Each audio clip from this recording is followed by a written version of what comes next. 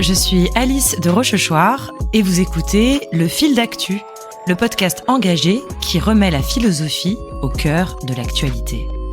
Ici, pas de philo prétentieuse et déconnectée du monde, mais une philo accessible et ancrée dans la société. Tous les mercredis, je vous propose une chronique commentant l'actualité et une fois par mois, l'interview d'un ou d'une philosophe contemporaine. Prêt et prête pour une philosophie vivante et engagée ? Bienvenue dans Le Fil d'Actu. Peut-on philosopher avec les enfants ? Comment la pratique de la philosophie dès le plus jeune âge peut-elle être une source d'émancipation, d'esprit critique, d'estime de soi et de sens ? Pourquoi la philosophie ne devrait-elle surtout pas être réservée aux adultes ? Voici les questions que j'ai posées à Edwige Chirouter, philosophe de l'éducation et titulaire de la chaire UNESCO dédiée à la pratique de la philosophie avec les enfants. Dans cet épisode, elle nous présente sa conception d'une école philosophique qui permet de repenser toute la mission de l'éducation et de démocratiser une philosophie trop souvent élitiste et inaccessible. Ce qu'Edwige Chirouter raconte est bouleversant. Elle nous raconte son expérience de la philosophie avec les enfants qu'elle pratique depuis 25 ans.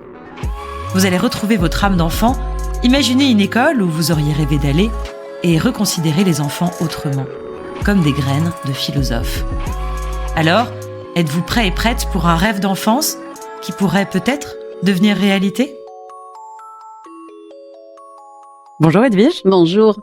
Je suis extrêmement excitée de te recevoir aujourd'hui, vraiment très émue en fait, parce que j'ai moi-même un enfant de 3 ans et donc un petit philosophe, une graine de philosophe. D'habitude, je pose une question rituelle pour les interviews, je demande « c'est quoi pour toi la philosophie ?» Mais là, ça va être le thème de tout notre épisode et donc je vais te poser une question un petit peu décalée. Pour toi, qu'est-ce que n'est pas la philosophie ? Alors, qu'est-ce que n'est pas la philosophie ? Je vais répondre avec mon prisme, qui est chercheur, qui travaille depuis presque 25 ans sur les ateliers de philosophie qu'on peut proposer à des enfants et à des adolescents. Quand on pratique des ateliers de philosophie, ça n'est pas un café du commerce, une discussion informelle qui serait une énumération de nos idées toutes faites, de nos préjugés, de nos opinions. Donc ça n'est pas un café du commerce, même si j'adore les cafés du commerce, parce que le travail philosophique, c'est un moment. Je reprends souvent une expression d'Hannah Arendt où elle dit des oasis de pensée. C'est un moment où on fait un peu pause par rapport à l'urgence du quotidien et où collectivement, c'est très important que les ateliers philo avec les enfants, adolescents ou même adultes se fassent en coopération intellectuelle. Tous ensemble, on se pose. Voilà, pousse par rapport à l'urgence et on va prendre le temps, une demi-heure, 1 heure. Mais c'est quoi une vie réussie ? Mais faut-il vraiment avoir peur de la mort ? Mais c'est quoi une loi juste ? Mais est-ce que parfois c'est sage de désobéir ? On vient tous à l'atelier philo, et ça c'est vrai à tout âge, avec nos préjugés, avec nos opinions, avec nos idées toutes faites, avec nos croyances, avec tout ce qu'on n'a pas pris le temps avant d'interroger, qui nous vient de la famille, qui nous vient de l'environnement, qui nous vient de la culture. Et le moment philosophique, c'est un moment où on va passer à la loupe. J'ai une petite loupe avec les enfants, où je leur dis, on va examiner nos idées. On va les regarder nos idées. On va voir si on pense vraiment ce qu'on a dit. Tu dis ça ? Bah, t'es sûr ? C'est tout le temps vrai ? Bah, ça pourrait pas être autrement. Et vous les autres, qu'est-ce que vous en pensez ? Vous êtes d'accord ? C'est toujours vrai ? C'est pas vrai ? Et donc, il y a un moment où on est un peu bouleversé. C'est un peu ce que raconte Platon dans la caverne. On est confortable dans la caverne de nos opinions, de nos préjugés. Et le philosophe, le travail philosophique, c'est un moment un peu d'arrachement qui peut être difficile, mais il peut être joyeux. On va voir avec les enfants, surtout, c'est super drôle de faire de la philo. Mais c'est quand même un travail. Mais c'est quand même un moment où on prend le temps d'interroger, de passer à l'examen critique, de juger nos idées pour voir à quel point on les pense. C'est vraiment un travail d'examen critique, de jugement des idées. Mais le travail philosophique, c'est ce temps qu'on prend pour justement passer à la loupe, passer à l'examen critique de façon coopérative et bienveillante aussi, dirant est-ce que je suis sûre de penser ce que je viens de dire, ce que j'ai affirmé, à quelles conditions c'est vrai. On a le droit de se rendre compte qu'on s'est trompé. Parce qu'en philosophie, et le grand risque, et je réponds à ta question sur ce que n'est pas la philo, ça n'est pas le relativisme des opinions. Ça n'est pas l'expression de l'ego surdimensionné du moi je pense que, moi je pense que, moi je pense que, sans avoir fait ce travail justement en amont de forger des convictions. Okay. Donc, le premier danger pour moi de la philosophie, ce serait le relativisme des opinions et des exemples personnels qui seraient pas interrogés, problématisés, travaillés. Mais ce qu'on voit sur les réseaux sociaux, dès que tu dis quelque chose, il y a quelqu'un qui dit oui, mais moi j'ai vécu ça. Je crois que la philosophie, et c'est pour ça que c'est des pratiques qui sont politiques, c'est un levier pédagogique sans être la recette magique, parce qu'il n'y a pas de recette magique, mais c'est un levier pédagogique sur lequel notamment l'école peut s'appuyer pour lutter contre un des dangers qui menacent la vie démocratique, c'est justement ce relativisme des opinions. Parce qu'on apprend justement que nos idées, il faut les travailler véritablement et les passer à la loupe. Est-ce que c'est vrai? Est-ce que c'est faux? Est-ce que c'est juste? Est-ce que c'est injuste? Est-ce que c'est tolérable et que c'est intolérable? Tout ne se vaut pas. Tout n'est pas vrai. Tout n'est pas juste, tout n'est pas tolérable, et le travail philosophique, c'est ce moment justement d'oasis où on prend le temps collectivement de passer à l'examen critique nos idées pour examiner justement leur degré de véracité, et leur degré aussi de tolérabilité. C'est un mot qui n'existe pas, mais je viens de l'inventer. On a le droit. C'est pas le café du commerce, c'est pas la psychothérapie de groupe aussi avec une énumération d'exemples personnels de vécu et d'intime, mais c'est pas aussi une leçon de morale qui serait un peu déguisée. Ok.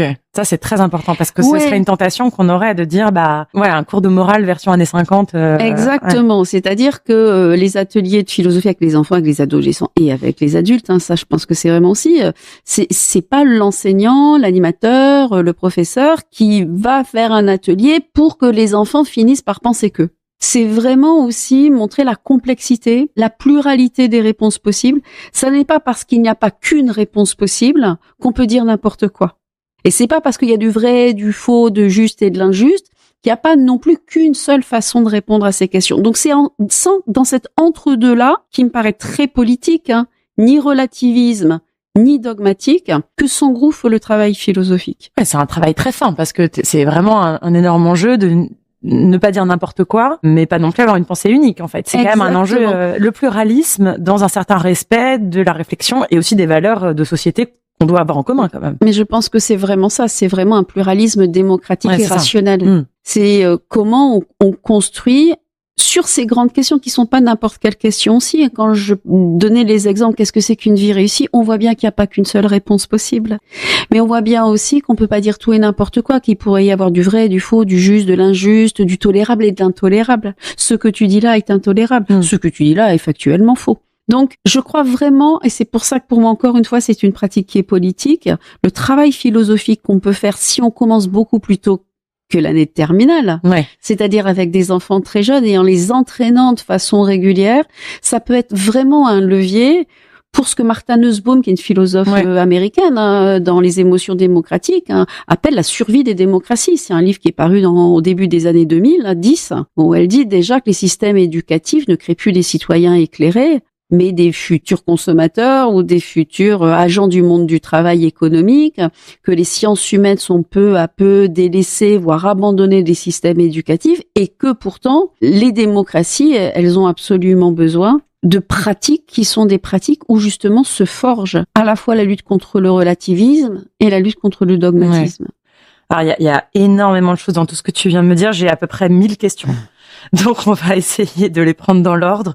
Mais déjà, on va parler un petit peu de ton parcours, parce que tu as publié, ça fait 25 ans que tu travailles, tu me disais, sur la philosophie avec les enfants.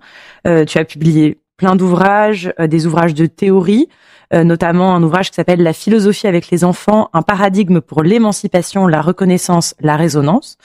Donc ça, on va pouvoir parler de ces trois aspects de la philosophie avec les enfants. Tu as aussi publié des livres pratiques, voilà, donc par exemple les nouveaux ateliers de philosophie à partir d'albums et autres fictions en 2022. Et à chaque fois, tu essayes de penser aussi ce lien avec la littérature. Bon, vous voyez tout le programme qui nous reste dans cet épisode, ça va être passionnant. On va peut-être commencer par la partie théorique. La philosophie avec les enfants, tu nous expliques que c'est un paradigme pour l'émancipation, la reconnaissance, la résonance. Est-ce que tu peux nous parler de ces trois dimensions ? Émancipation, on vient d'en parler. Bien sûr que la philosophie, elle nous permet d'échapper à toutes les formes d'aliénation possibles. Alors ça, c'est l'idéal, etc. Mais bien sûr, c'est une finalité du travail philosophique. Donner aux enfants les outils intellectuels et culturels qui leur permettront de s'émanciper. Le deuxième, c'est la reconnaissance. Ça, c'est super important parce que la reconnaissance, c'est vraiment un besoin hyper important si on veut pas tomber dans la colère et la rancœur. Et les enfants, quand vers 4-5 ans, ils nous posent des questions philosophiques, très très souvent, on a tendance, nous les adultes, et je me mets aussi dans le panier quand mes enfants étaient tout petits, mais à pas prendre le temps justement pour réfléchir avec eux. Parce que c'est des questions qui sont difficiles, parce que c'est des questions qui sont complexes, et on a tendance, entre adultes, soit à se renvoyer la balle, demande ça à papa, demande ça à mamie, ou alors de lui dire, oh là là, c'est compliqué, tu verras ça quand tu seras grand. Comme si cette question-là, elle était pas pour lui et pour elle, là, maintenant, hyper importante. Ouais, il y a une urgence. En fait, la philosophie, ça part d'une urgence. Il y a une urgence, où il y a une vraie question, quoi. Et puis c'est pas n'importe quelle question. Enfin, ça va être la mort, ça va être la violence, ça va être l'injustice, ça va être le mal. Ça, c'est des questions qui travaillent vraiment les enfants. Et donc, c'est comme si on lui disait, c'est pas pour toi, quoi. Oui, on désapprend le questionnement, en fait, dans la façon dont on grandit.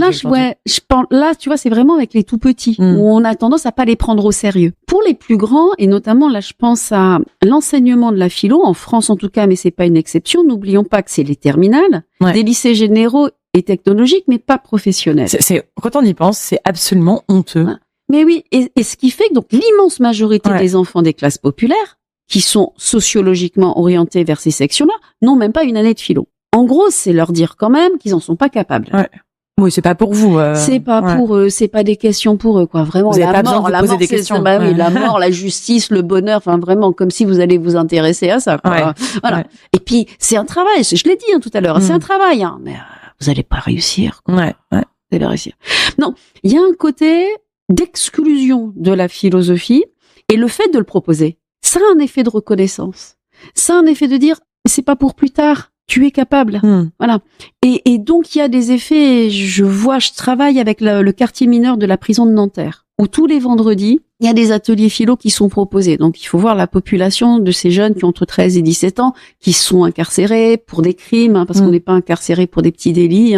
Et on les voit et on voit à quel point ils sont abîmés parce qu'ils ont vécu eux-mêmes, parce qu'ils ont fait, parce qu'ils vivent en prison. Et dans ces ateliers, moi, ce qui me marque le plus, c'est le redressement des corps et des visages. Ouais, physiquement, tu assistes à quelque chose qui se passe, une transformation. Et ça, c'est de la reconnaissance. Ça doit être bouleversant. Ça, c'est bouleversant. Ouais. C'est vraiment bouleversant, ce redressement des corps, les visages, les regards qui osent se croiser, oser prendre la parole. Et ça, je pense aussi que si ces pratiques-là sont proposées de façon régulière aux enfants très jeunes et aux adolescents qui, a priori, sont exclus de cet exercice-là, ça a des effets sur la reconnaissance et l'estime de soi. Et puis le troisième, c'est la résonance, et que ça, c'est un concept que j'emprunte au parrain de la chaire UNESCO, Hartmut Rosa, sociologue, philosophe allemand, et qui dit que, notamment pour apprendre, il faut être en résonance avec les savoirs. Et je crois que la philosophie, c'est pas que je crois, c'est que j'ai fait une recherche là-dessus, donc j'ai produit du savoir là-dessus. Quand on propose des ateliers de philo dans les disciplines scolaires, en art, en fait, qu'est-ce que c'est qu'une œuvre d'art? Qu'est-ce que c'est qu'être un artiste? En sciences, qu'est-ce que c'est qu'une vérité scientifique? En histoire, peut-on tirer des leçons de l'histoire? En sport, pourquoi on dit qu'il y a des jeux de filles et des jeux de garçons? En fait, on crée chez les élèves une réflexion de type méta sur ce qu'ils sont en train de faire à l'école. Donc ça les connecte, ça donne du sens. Ça donne du sens. La résonance, c'est donner du sens. C'est donner du sens. On le dit très simplement. C'est exactement ça. C'est donner du sens. C'est donner du sens, non seulement à mon expérience du monde, parce qu'une fois que j'ai réfléchi sur qu'est-ce que c'est qu'une vie réussie, on peut dire que peut-être que le monde résonne plus. Ouais. Mais les savoirs aussi à l'école peuvent résonner plus, c'est-à-dire exactement ça, c'est leur donner du sens, ça parle, ça me parle, je comprends mieux pourquoi cette discipline, pourquoi cet apprentissage, on me l'impose. Oui, pourquoi on me dit d'apprendre le théorème de Pythagore. On me l'impose, voilà, les savoirs sont imposés. Ouais, bien sûr. Et le travail de tout enseignant, c'est cette ruse dont parle Rousseau, c'est donner du sens. Pourquoi j'apprends ça? Et je crois que la réflexion philosophique, la philosophie en tant que telle, elle peut permettre justement, en faisant toujours des petits pas de côté, vous êtes en sciences, qu'est-ce que c'est qu'une vérité scientifique? Vous êtes en histoire, mais est-ce qu'on peut tirer des leçons de l'histoire? Vous êtes en art, en fait, c'est quoi une œuvre d'art? Ces pas de côté par rapport aux disciplines, ça permet aux enfants de mieux comprendre ce qu'ils font là et ce qui leur est imposé. Donc l'émancipation, la reconnaissance et la résonance, pour moi, c'est trois grandes finalités du travail philosophique. En fait, on voit à ce moment-là que c'est un programme total, parce que quand tu dis on va te demander qu'est-ce que c'est qu'une vérité scientifique, concrètement, ça se passerait comment? Ce serait le prof de sciences qui devrait gérer ça, ou est-ce qu'il y aurait un méta-prof de philo qui accompagne? Comment tu vois ça concrètement? Tout est possible. À Nantes Université, on a ouvert un diplôme universitaire qui permet de se former aux pratiques philosophiques à l'école et dans la cité. On a des enseignants du secondaire qui viennent, des profs de maths, des profs de sport, des profs de sciences, voilà, pas seulement des profs de littérature qui viennent, parce que justement, d'abord, ils ont l'enseignement moral et civique, ils ont la vie de classe, et ils ont aussi envie d'avoir des outils pour avoir ce type de réflexion méta. Donc bien sûr, ça peut être le professeur, l'enseignant de la discipline, ça peut être une collaboration entre le prof de sciences et le prof de littérature, et ça peut être bien sûr, si les établissements s'y prêtent, d'avoir le collègue de philo qui vient filer un coup de main pour l'animation de ces ateliers-là. Tout est possible. Ça demande une formation, on y reviendra peut-être, mais tous les enseignants sont capables, s'ils sont formés, d'animer avec leurs élèves un atelier philo. Oui, parce que tout simplement, ils ont déjà la pédagogie, et puis en fait, tout le monde est capable de philosopher. C'est exactement ce que tu nous disais tout à l'heure. Donc, à partir de là... Tout le monde est capable de philosopher, et tout le monde peut animer des ateliers de philosophie. Mais bien sûr qu'il faut se former. Bien sûr, bien sûr. Bien sûr qu'il faut se former. On va revenir après sur, parce que tu en parlais un petit peu tout à l'heure, sur le fait que c'est pas le café du commerce, etc. On parlera un petit peu tout à l'heure de la méthode et des exigences que toi tu penses être importantes dans les ateliers philo. Je voudrais revenir avant sur quelque chose que tu as dit tout à l'heure. Tu citais la philosophe Martha Nussbaum qui a réfléchi sur le fait que l'école aujourd'hui n'était plus un outil d'émancipation démocratique, mais un outil de formation à des bons petits capitalistes, en gros. Oui, en gros. Est-ce que tu peux nous développer un petit peu ça, nous expliquer comment est l'école aujourd'hui, et qu'est-ce qu'elle devrait être, qu'est-ce qu'elle pourrait être, comment on pourrait la réinventer? L'école, si on parle du cas français, elle a toujours eu d'abord une mission extrêmement politique, qui était de former des citoyens, des citoyennes éclairées et de faire adhérer les petits Français au modèle démocratique et au modèle républicain, ce qui n'était pas du tout gagné dans les années 1882. Et puis, à ce rôle politique, peu à peu, c'est aussi rajouter des fonctions, et notamment des fonctions d'adaptation au monde économique. Et là, ce qu'analyse Martha Nussbaum, c'est que les missions politiques de l'école, des missions d'émancipation, de formation du citoyen éclairé, elles se sont peu à peu effacées, et que la fonction d'adaptation au monde, et notamment au monde économique ultralibéral, a pris le pas. Ce qui fait qu'on a des changements dans les programmes, on a des changements dans la hiérarchie des disciplines, on a des changements dans l'évaluation à tout crin, on a des changements dans les valeurs qui sont préconisées. Coopération vs compétition, discipline scientifique et technologique vs humanité. Et ça, on le voit dans le système éducatif français, quand on dit revenir aux fondamentaux, en fait, il y a une forme aussi de délaissement de toutes les disciplines qui pourraient aussi contribuer à l'ouverture d'esprit. Les arts, la littérature, et c'est cette mission politique de l'école qui est peu à peu délaissée. C'est ça que critique Martha Nussbaum. Elle dit que c'est un phénomène mondial, mais si on voit dans le cas français, ça résonne, comme dirait Hartmut Rosa, très très fort avec toutes les réformes qu'on connaît. Mais alors, sur la question des matières scientifiques, moi, je suis totalement d'accord avec tout ce que tu dis, et c'est vrai qu'à l'école, il y a une perte de sens. Je me souviens, alors c'était pas, je me souviens qu'à l'école, j'ai eu le sentiment qu'on m'apprenait à ne pas poser de questions. Donc il y avait quand même quelque chose. On entend souvent les justifications sur la partie scientifique, parce que tu dis qu'on met l'accent là-dessus. Il y a une justification méritocratique. On dit que les maths, soi-disant, alors c'est assez faux en vérité, mais ce serait une matière où, quel que soit le milieu dont on vient, il y a moins de différences et d'inégalités, contrairement aux humanités, où en fait, si tu nais dans une famille sociologiquement plus élevée, tu as des facilités. Alors, qu'est-ce que sociologiquement, c'est faux, parce que quand on regarde les élèves qui sont orientés dans les filières qui sont scientifiques, c'est les enfants des classes supérieures. Ouais. Donc en fait, même ça, c'est un faux argument. Ouais, c'est un faux argument. Et puis en plus, il y a rien qui est inné. Il y a pas, je vois pas pourquoi les mathématiques et la littérature serait plus compliqué que la littérature si on n'apprend pas aux enfants dès le plus jeune âge à avoir accès à des textes littéraires et à faire de l'interprétation de la littérature. Voilà. Il faudrait pas opposer la science et puis les humanités. Bien sûr qu'il faut des sciences, il faut de l'esprit scientifique, mais il y a une façon de faire des sciences aussi. Est-ce qu'on est plutôt dans des transmissions de résultats de façon verticale ou est-ce qu'on est dans la démarche scientifique? Et c'est ça aussi que critique Martha Nussbaum, c'est qu'on n'est pas, quand on enseigne les sciences, on les enseigne pas en mettant les enfants en position de petits chercheurs. On les met plutôt dans des positions qui sont passives, de transmission des connaissances. Et donc, on apprend finalement plus à se soumettre à l'autorité d'un savoir, même s'il est constitué scientifiquement. Mais on apprend plus encore une fois, oui, à se soumettre à l'autorité de la parole du maître, plutôt qu'à comprendre les mécanismes qui permettent de construire le savoir scientifique. Ouais. Oui, tu parles de différents types de pédagogie. Tu parles de ça dans tes livres. Tu dis, il y a notamment la pédagogie de l'enquête. Donc le fait, tu dis, se remettre dans la position d'un petit chercheur, c'est pas on va vous dire, c'est comme ça. On va dire, questionnons le monde autour de nous. Comment est-ce qu'on enquête Bien sûr, je parlais de la loupe tout à l'heure. Ça, mais bon, ça vient du pragmatisme, qui est un courant de philosophie qui est né aux États-Unis, en Angleterre notamment, avec John Dewey, mais où ils essayent justement de réinventer ou de proposer des modèles éducatifs qui seraient au service de la démocratie. Parce que ça, c'est quand même une grande question, une grande préoccupation dans les années 50, 60. Le savoir ne sauve pas de la barbarie, c'est quand même ce qui est retenu du scandale d'Auschwitz, du procès d'Eichmann, auquel assiste Hannah Arendt. On peut être très intelligent, on peut être très rationnel, on peut être très cultivé et être un barbare. Et ça, c'est la question qui est posée aussi en philosophie politique et en philosophie de l'éducation. Qu'est-ce que ça veut dire qu'une éducation qui soit vraiment une éducation démocratique et humaniste? Et c'est là où Hannah Arendt, elle fait la différence entre l'intelligence et la pensée. Eichmann, il est intelligent, il est incapable de penser. Et c'est ça aussi sur lequel s'appuie Martha Nussbaum en disant, on apprend aux élèves à être intelligents. Elle parle de machines efficaces. Des tableaux Excel, quoi. Ouais, c'est ça. Oui, on construit des tableaux Excel. On revient à cette phrase science sans conscience n'est que ruine de l'âme. Exactement. En fait. On revient à cette critique de Rabelais qui date d'il y a quelques siècles. En fait, on n'en est pas sorti en fait. Quand on regarde l'histoire de la philosophie de l'éducation, on se rend toujours compte que, comme dans plein de domaines de l'histoire de la pensée, il y a toujours des moments où alors on va être plus progressif, plus conservateur, plus progressif, plus conservateur. Inutile de vous dire que la période est plutôt conservatrice. J'ai l'impression, on va en reparler, mais l'uniforme, tout ça, c'est pas des très bons signaux. L'uniforme, l'autorité du maître, le retour dans les programmes d'enseignement moral et civique, par exemple, de la politesse. Il y a ça? Quelle horreur. Il y a ça. Alors, la politesse, voilà bien. Comme si, dès qu'on décortique, on fait un petit atelier philo avec les enfants, par exemple, le vouvoiement, par exemple, la question du vouvoiement, du tutoiement. Il suffit de réfléchir 5 minutes.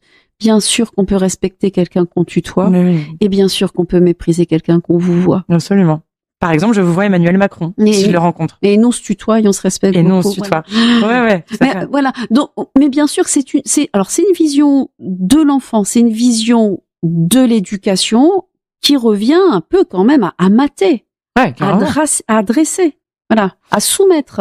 L'intention, est-ce qu'elle est c'est une question que je me pose régulièrement. Est-ce que tu penses que ils se disent que vraiment les élèves sont des mauvaises graines qu'il faut aider à pousser droit, sinon ça va faire des petits délinquants, tout ça? Ou est-ce que c'est une stratégie plus cynique que ça de protection de ses propres intérêts de classe? Sûrement les deux. De toute façon, il y a, que ce soit conscient ou pas, anthropologiquement, une représentation même de la nature humaine, avant de parler même de la nature de l'enfant.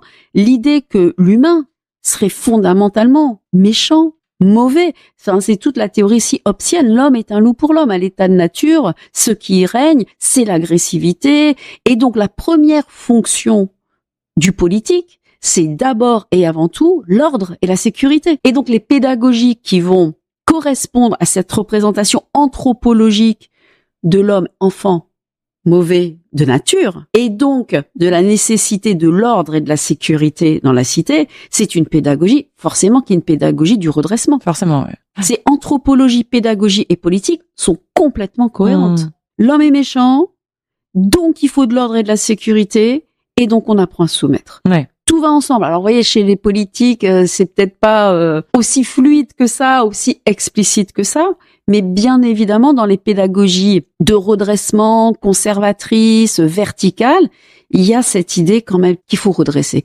C'est Michel Foucault dans Surveiller et punir. Oui, il parle du panoptique. Ouais, et puis le tuteur, la figure du tuteur, et le tuteur, c'est d'abord le bout de bois qui oblige l'arbre à pousser droit. Ouais. Comme de la même façon qu'on emmaillotait les enfants parce qu'on pensait que la liberté des corps mènerait forcément à des malformations.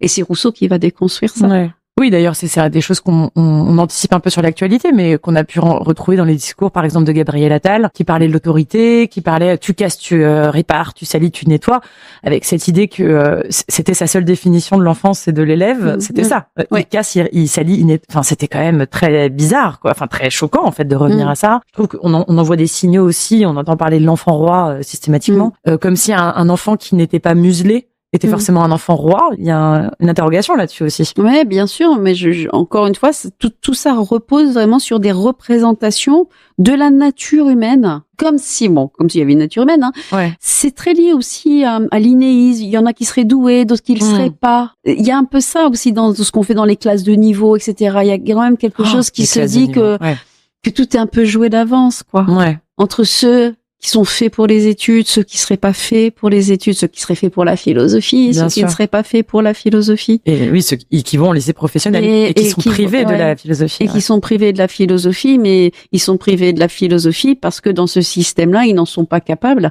Et puis, il y a autre chose aussi, si on parle un peu des peuples exclus, ce qu'on appelle les peuples exclus de la philo, il y a cette idée aussi que si jamais ils se mettaient à faire de la philo, ce serait plus vraiment de la philosophie. Ah, intéressant. Donc, ça dénaturerait c'est ce qu'on disait. Ça salirait la discipline elle-même. C'est ce qu'on disait des femmes. Hein. Avant 1923, je crois que c'est en 1923 de mémoire que les femmes ont le droit d'enseigner la philosophie. Mais il y a Victor Cousin, par exemple, qui dit qu'il n'arrête pas de lutter contre justement le fait que les femmes puissent avoir accès à la philosophie. Et il parle d'une nature féminine qui est incompatible avec l'exercice de la raison. Et si les femmes s'emparent de la philo, ce serait plus de la vraie et de l'authentique et de la noble philosophie. Et on dit un peu la même chose des classes populaires. Ils en sont pas capables et si jamais ils ont fait, ce serait pas vraiment de la philo. Et on dit la même chose des enfants. Ils en sont pas capables et si jamais on leur propose de la philo, ce serait plus vraiment de la philo. Ça dénaturerait, ça appauvrirait la discipline elle-même. Oui, alors que toi, tu dis cette phrase qui m'a marquée. Tu écris « Ce n'est pas parce que la philosophie serait facile qu'on pourrait la faire avec les enfants, c'est parce qu'elle est difficile qu'il faut la commencer tôt. » Oui. Et c'est vraiment ce que je dis aux enfants, vraiment en grande section, CP. La question qu'on est en train de se poser, c'est vraiment pas une question facile. Et en plus, c'est ce que on disait tout à l'heure, on va pas seulement dire ce qu'on pense, on va aller passer à la loupe nos préjugés, nos opinions toutes faites, etc. Et c'est un exercice qui est difficile intellectuellement, c'est un exercice qui est difficile affectivement, parce que les enfants vont se rendre compte que ce qu'ils entendent à la maison, par exemple. Ouais, oui, tu vas remettre en question. Ouais. On leur remet en question. Alors, pas seulement pour dire que c'est faux, ou que c'est intolérable ce qu'ils entendent, mais juste que c'est pas la seule façon d'y répondre. Ça peut déstabiliser, parce que bien évidemment, la parole parentale, c'est une parole qui est quasi sacrée pour les enfants. Oh, maman, elle a dit ça, papa, il a dit ça. Il y a Dieu qui existe, il y a Dieu qui n'existe pas. Voilà. Et le fait d'être devant du pluralisme et de dire ton camarade qui dit que Dieu n'existe pas, il a le droit. Et toi, tu as le droit de croire aussi. Tu vois, toi, tu disais, il faut toujours dire la vérité. Lui, il dit non. Parce que maman, elle t'a dit. Là, on parle avec les tout petits, avec les plus grands, ils font moins référence peut-être à ce qu'ils entendent dans la famille, mais ils sont quand même construits par ça. Oui, on est quand même bien sûr, totalement modelés. Ouais. Bien sûr. Et ce travail philosophique, ça va être un travail aussi d'apprentissage. Ça, j'aime beaucoup cette idée-là d'une forme de vulnérabilité. C'est je suis pas tout puissant par toute puissance de la pensée et du dogmatisme. Je peux avoir des croyances, je peux avoir des convictions, mais je suis conscient que ce sont des croyances et des convictions parmi d'autres et que d'autres qui ne pensent pas comme moi peuvent aussi avoir raison. Et ça, c'est quand même... C'est très fort, ça. Mais ouais, c'est fort et donc ça demande du temps. De toute façon, tout ce qui est ambitieux demande du temps. C'est des comparaisons que je fais souvent. Si on veut apprendre à philosopher, c'est comme apprendre à courir un marathon ou à jouer du violon. C'est pas avec 3 séances de sensibilisation. Ça veut dire que ça va être un apprentissage à long terme et c'est pour ça que moi je milite pour que la philosophie, elle commence beaucoup plus tôt dans le système éducatif pour permettre à tous les enfants de s'entraîner et d'arriver en terminale hyper prêts. Ouais, voilà. C'est ça. Ouais. Oui, parce que là, je pense que tous les gens, la plupart des gens qui ont vécu la philosophie en terminale ont vécu une espèce de déception. Enfin, moi, ça a été mon cas. J'attendais tout de cette année de philosophie. Et en fait, en arrivant, j'ai pas compris tout d'un coup cette espèce de matière aride sur des textes obscurs. Et ça répondait pas du tout à cette quête existentielle que je pouvais avoir, en fait, en arrivant. Et ça, c'est une expérience, j'imagine, qui est partagée par beaucoup de gens. Ouais, beaucoup. Tous les ans, alors moi, j'enseigne, mes étudiants, ils sont en master. Donc, ils ont 22, 23 ans. Et je commence le premier cours, en général, c'est en amphi. Je dis, vous êtes contents de refaire de la philo? Qui est content de refaire de la philo? Donc, ils ont 150. Et puis, il y a 20 mains qui se lèvent. tout est presque fait institutionnellement pour que ça marche pas ou que ça marche mal. Et ça, il faut vraiment, on jette absolument pas la pierre aux collègues. Ah non, alors ça, vraiment, c'est important de le dire. C'est on tacle pas les profs. Jamais admiration sans borne pour mes collègues. Je suis de la maison, etc. Donc on n'est pas, quand on parle des difficultés du système, on parle vraiment de système. Ici, on tacle les ministres, etc. On tacle les ministres. Le système, l'institution qui est malmené. Et là, c'est des questions de casse du service public. Ouais. Mais aussi par rapport à la philo, de représentation qu'on traîne aussi de notre discipline. Les collègues sur le terrain, ils font ce qu'ils peuvent. Mais institutionnellement, on leur facilite pas la tâche. On dit une année, mais en fait, c'est quelques semaines. Oui, c'est ça, c'est septembre, avril, les vacances, tout ça. Ouais, voilà. Un programme qui est magnifique, mais qui est encyclopédique. Oui, qui est beaucoup trop ambitieux. Des auteurs qui sont extraordinaires, mais extrêmement difficiles. Et puis, pas de préparation en amont pour les élèves. Et puis, une formation continue qui est devenue quasi inexistante pour les collègues. Tout est fait institutionnellement aussi pour que ça marche pas forcément très très bien. Tu penses que ça peut commencer à partir de 4 ans? Donc, en gros, moyenne, grande section? Grande section de maternelle. Moi, je pense que d'abord, on peut commencer dès que les questions se posent. On peut le faire. Alors, on va pas le faire à partir des textes canoniques de l'histoire de la philo. On va pas le faire à partir de Spinoza. Mais la littérature de jeunesse, bien évidemment, c'est des médiations qui sont absolument magnifiques pour aborder ces questions-là avec les enfants. Et je pense vraiment que c'est un apprentissage. Mais les enfants, 4 ans, 5 ans, enfin, tous les auditeurs qui ont eu des enfants, des petits-enfants autour d'eux, savent que c'est vraiment l'âge de ce qu'Aristote appelle l'étonnement devant le monde. Et pourquoi, et comment, et pourquoi, et comment. Donc je pense qu'il faut saisir ce moment-là et les accompagner dans ce long chemin. Et il faut vraiment pour moi que ce soit une pratique qui soit institutionnalisée pour qu'elle puisse être régulière. Et alors, dans ces cas-là, parce que tout à l'heure, on disait, il y a des gens qui disent que c'est pas vraiment de la philo, que ça dénaturerait. Et en quoi c'est de la philo, justement? On en arrive à cette question, c'est quoi la philo, finalement? Oui, on a parlé de ce que n'était pas la philo, ni relativisme, ni dogmatisme. Eh ben, c'est s'emparer. Et ça, c'est vraiment des mots que j'utilise avec les enfants d'une grande question universelle, intemporelle, centrale, problématique. Alors, je reprends mon exemple, qu'est-ce qu'une vie réussie? On peut dire que c'est une question a priori universelle, cette question du bonheur ou d'une vie juste. Tous les êtres humains sur cette planète peuvent la rencontrer. Ouais. Tous les humains peuvent la rencontrer, donc elle est universelle parce qu'elle est centrale. Comme la mort, comme l'amour, comme la justice, comme la violence. Centrale et donc universelle. C'est des questions qui sont intemporelles, qui traversent les siècles ou qui traversent une vie. Et elles sont intemporelles parce qu'il n'y a pas une réponse possible. La science ne nous dira jamais de façon définitive, ça y est, on a trouvé, voilà la vie réussie. Voilà, on l'a beau. Non. Jamais aucune science dure ne trouvera ce que c'est qu'aimer vraiment quelqu'un. Aucune science dure ne trouvera ce que c'est qu'une loi juste. Donc, ces questions universelles, intemporelles, centrales, on s'en empare. Et ça, on voit bien qu'on peut s'en emparer à tout âge. Ce que ça m'inspire, ce que tu décris, c'est peut-être l'idée que on apprend que il n'y a pas donc une réponse définitive, ce qui veut aussi dire qu'on peut toujours réinterroger la réponse qu'on donne, aussi au fur et à mesure de sa vie. Ça donne une espèce de profondeur. Alors, ça peut déstabiliser, c'est sûr, mais ça donne aussi une profondeur existentielle à ce niveau-là. Être déstabilisé, c'est ce que j'appelais tout à l'heure la vulnérabilité. Ça, c'est bien d'être déstabilisé, c'est bien d'être vulnérable. Ouais. Ah, je suis d'accord. Il faut aimer ça, c'est d'amour comme ça de cette vulnérabilité. Alors attention, on laisse pas les enfants dans des gouffres métaphysiques. On donne la semaine prochaine. On donne des repères.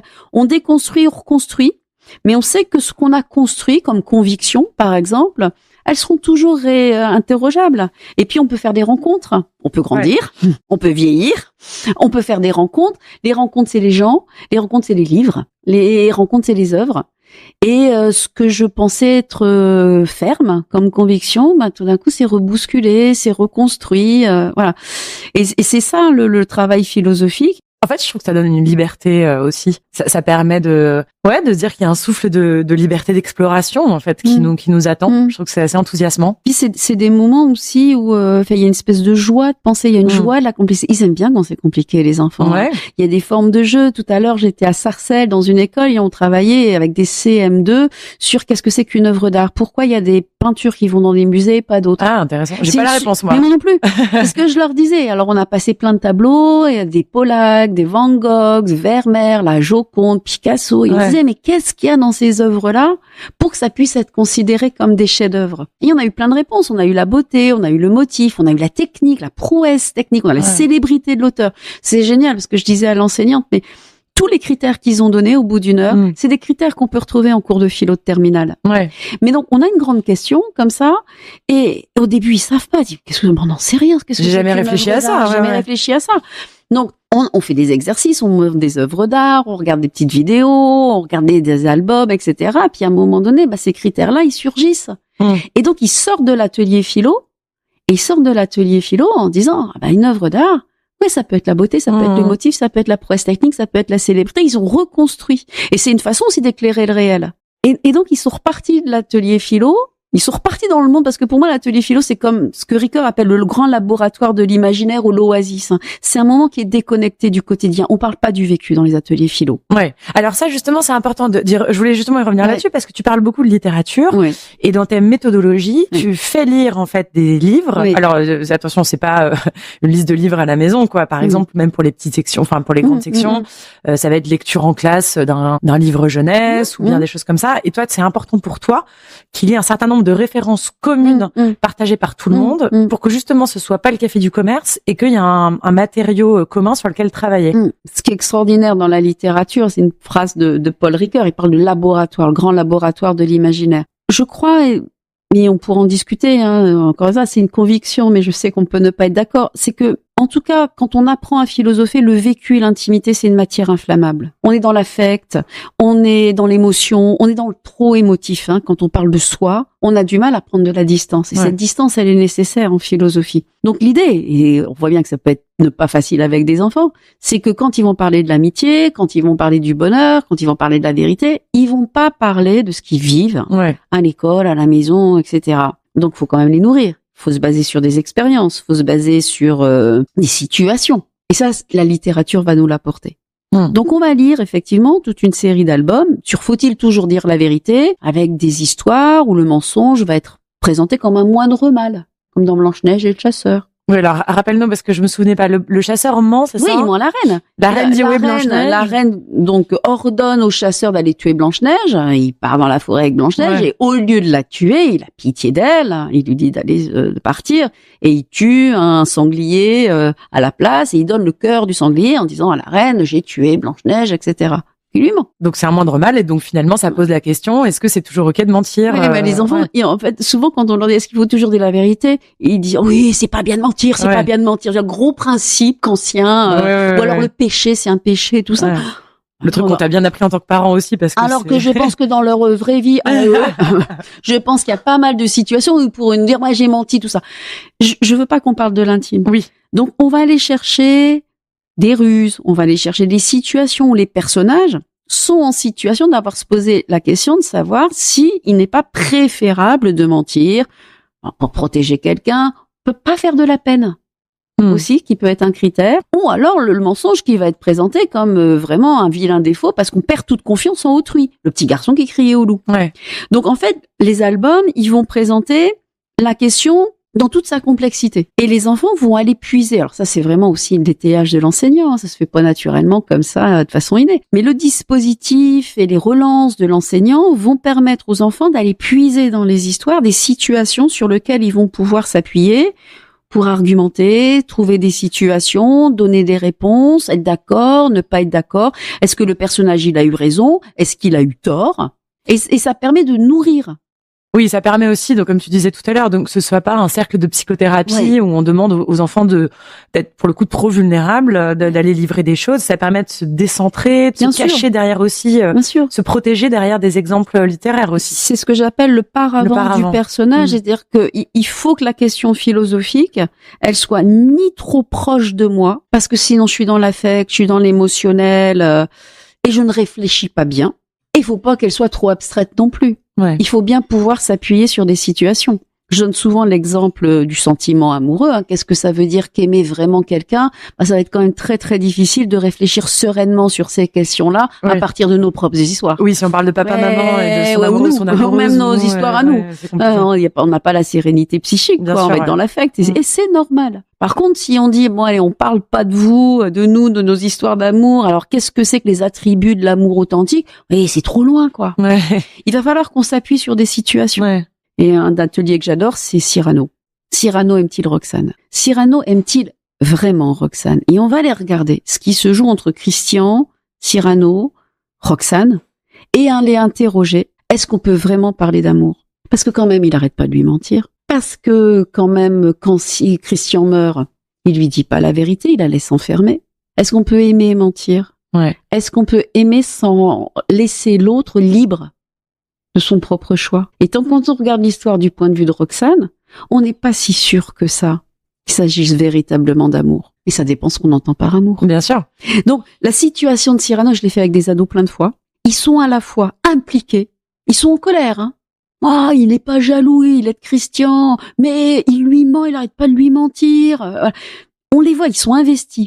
Il y a de l'émotion. Ouais. Tu vois, c'est incarné. Oui, c'est pas froid et purement intellectuel. C'est sensible, c'est incarné. Il y a de l'émotion. Ils sont en colère, ils sont d'accord, ils sont pas d'accord, etc.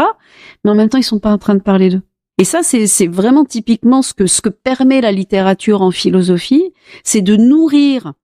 En plus, ce qu'on va pouvoir vivre dans la littérature, c'est tout ce que le réel ne nous offre pas. Moi, je sais pas, mais j'ai jamais été dans la situation d'Antigone. De savoir si je devais ou pas enterrer mon frère. Non, ça va. Et voilà. J'ai jamais été j'ai jamais tué quelqu'un non plus. Voilà. Il y a plein de situations qui relèvent de la condition humaine et que le réel seul ne m'a jamais apporté. Ouais. Et la littérature, elle va pouvoir m'apporter des dilemmes moraux.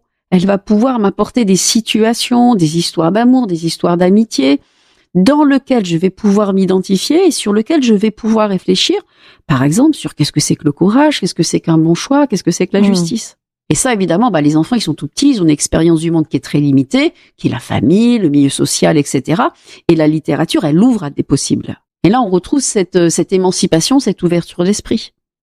Je voulais revenir sur quelque chose dont tu parlais tout à l'heure, on a un petit peu évoqué, mais tu parlais de la coopération, le fait d'écouter, que c'était aussi démocratique parce que ça te fait écouter les autres finalement, ça te fait sortir aussi de ta propre perspective.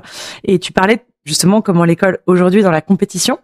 Est-ce que tu penses que la pratique de la philosophie à l'école pourrait à ce point changer le paradigme général Il y a un de mes livres, effectivement, que tu as cité tout à l'heure, où je parle d'école philosophique. Ouais, c'est ça dont je voulais qu'on parle là, l'école philosophique, pour moi, ça veut dire que ce qui se joue dans les ateliers de philo, et alors la philo avec les enfants, il faut savoir aussi que c'est un domaine de recherche depuis plus de 50 ans partout dans le monde. Ça vient des États-Unis, du Québec, c'est arrivé en France, mais il y a quand même 50 années de recherche universitaire fait par des philosophes en sciences de l'éducation notamment, où ce modèle d'apprentissage de la philosophie, il est vraiment pensé. Et ce qu'on entend par philosophie avec les enfants, ce qu'on a essayé de décrire depuis le début de l'émission, cette oasis de pensée où on se pose pour réfléchir ensemble sur une grande question avec de l'exigence, avec du nourrissage culturel, pour moi, ça donne vraiment le modèle, ce qu'on appelle le paradigme, ça veut dire modèle, de ce que devrait être l'école, en fait, au quotidien.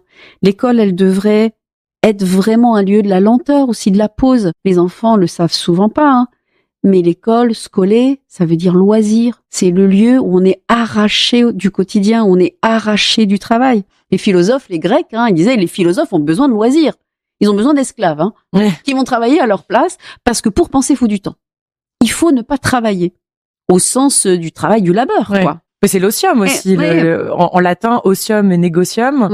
Osium, c'est le loisir, justement, c'est la vie, l'idéal de vie où on réfléchit, et le négocium, c'est le négoce, ça devient la négation de l'osium, c'est le marchand. Ouais. Donc effectivement, on est aujourd'hui dans une société où on nous dit que le temps libre est coupable parce que c'est du temps où tu ne travailles pas et où tu ne capitalises pas et où tu n'es pas productif. Il y a quand même une grosse culpabilisation là-dessus, et l'école a complètement embrayé là-dessus. Et donc toi, tu prônes pour revenir au loisir. Au loisir, l'oasis.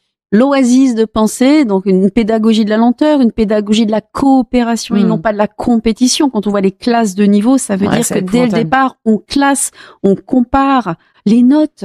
Ah oui, alors je voulais qu'on en parle. Aussi. On est contre les notes, on est d'accord? Ouais. C'est horrible les notes, non? Ouais, mais surtout avec les tout petits, quoi. Après, mais oui, il faut repenser l'évaluation pour qu'elle soit vraiment formative, apprendre à les enfants. J'espère que ça se fait de moins en moins, mais enfin, quoique quand on fait des devoirs, de mettre le livre là pour pas copier, etc. Enfin.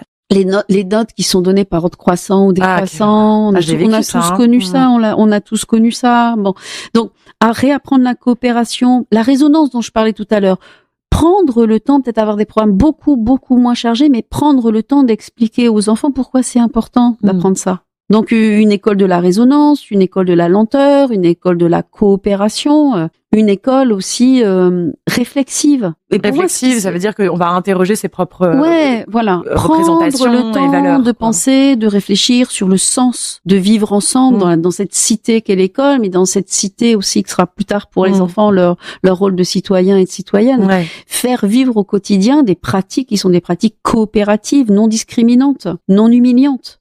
Et c'est pour ça que je pense que le modèle de la philo avec les enfants, c'est un modèle qui est duplicable à l'école tout entière. C'est ce que j'appelle de mes vœux, cette école philosophique. Alors, tu parlais de John Dewey tout à l'heure, qui est donc un philosophe pragmatiste. Pardon, j'avais fait des épisodes sur lui. Qui a créé une école. Ça, c'est quand même assez incroyable. Et son école, c'est le rêve absolu. Où notamment, donc les élèves sont mélangés. Il y a pas de classe de niveau. Alors ça, même de classe d'âge. Ça, j'ai appris d'ailleurs que c'était un héritage de la religion chrétienne et catholique, et aussi de la conception de l'évolution de l'enfant avec une norme très figée. Et qu'au contraire, en mélangeant les âges, il y a de la coopération. Alors lui, il envisageait par exemple plutôt des projets transverses. Par exemple, pour apprendre l'histoire, il fallait que les élèves reconstruisent une grotte préhistorique. Oui, c'est la recherche, c'est les chercheurs. Ouais. Et donc, ça fait à la fois faire des maths, de l'histoire, de l'art. Enfin, on trouve ça chez Freinet, c'est chez Élise et Célestin Freinet dans la pédagogie coopérative, l'éducation nouvelle, tous ces courants pédagogiques qui sont des modèles politiques. La pédagogie est jamais neutre. Il y a aucune neutralité dans les pédagogies, mais elles répondent toujours à un projet politique. On parlait tout à l'heure de pédagogie, du dressage, de l'autorité, de la discipline. C'est des pédagogies qui visent un système politique où l'ordre et la hiérarchie. Et la soumission à un chef. Et puis on voit bien le chef, voilà. L'homme fort, voilà, le chef, l'ordre, l'autorité, la discipline. Tout ça, c'est un modèle politique. Et les pédagogies qu'on va promouvoir sont des pédagogies qui sont au service d'un modèle politique. Il est évident que quand on va promouvoir des pédagogies coopératives, égalitaires, etc., on va évidemment soutenir un autre modèle politique. Bien sûr. Et d'ailleurs, Dewey a pensé la démocratie créatrice, bien sûr, par opposition à notre système qu'on vit nous et dans d'autres pays occidentaux, qui est notamment la démocratie représentative, où en fait on est en tant que citoyenne passive, on va déléguer notre pouvoir à des gens qui sont en haut de la hiérarchie, ceux qui ont réussi à l'école en gros, qui ont les codes, et qui sont eux considérés comme dignes de gouverner, pendant que nous on est en bas, quoi. Et en fait, Dewey disait que la démocratie créatrice, c'est un mode de vie qui se fait au quotidien. Quelque chose qu'on doit, c'est pas juste mettre un bulletin de vote. En plus, maintenant, on respecte pas le vote en France, donc c'est vraiment génial. Mais c'est même pas seulement mettre un bulletin de vote, c'est quelque chose qui se pratique au quotidien. Des habitus. C'est des habitus. C'est vraiment ce qui se joue aussi, tu vois, dans les pratiques philo avec les enfants. C'est pour ça que je parlais de régularité, etc. Et je pense vraiment que c'est pas la peine de faire des ateliers philo dans une classe pendant une demi-heure si le reste du temps, les enfants sont en randonnion avec de l'évaluation à tout crin. Et c'est une philosophie de l'école, la philosophie avec les enfants. C'est une philosophie de l'éducation. Et donc, c'est pour ça. Et tous les enseignants qui pratiquent des ateliers philo le disent. Ça insuffle sur la pratique quotidienne de la classe. C'est pas une demi-heure par semaine, en fait, c'est tout le temps. Mais même j'imagine que les profs qui se forment. Mais bien sûr. Aussi. De toute façon, ils viennent pas là par hasard. Oui, c'est des gens qui se questionnent déjà, ouais. Voilà. Les enseignants, les bibliothécaires, les animateurs socioculturels, les éducateurs, les comédiens qu'on reçoit dans notre diplôme universitaire, c'est des gens qui déjà portent des convictions politiques, pas au sens politicien, qui ont des valeurs. C'est des valeurs qui sont progressistes. C'est des valeurs qui sont démocratiques. C'est des valeurs qui sont humanistes. Et les gens qui viennent nous voir pour se former à ce type de pratiques-là, bien sûr qu'ils défendent une vision politique de l'enfance, une vision politique de l'école et une vision politique de la cité.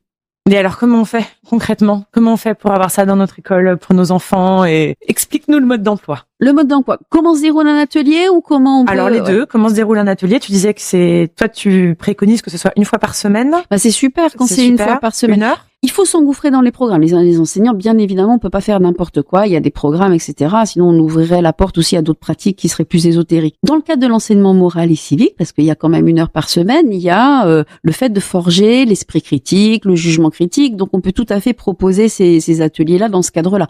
On peut le rajouter avec la littérature, puisqu'on va beaucoup lire d'albums et les interpréter.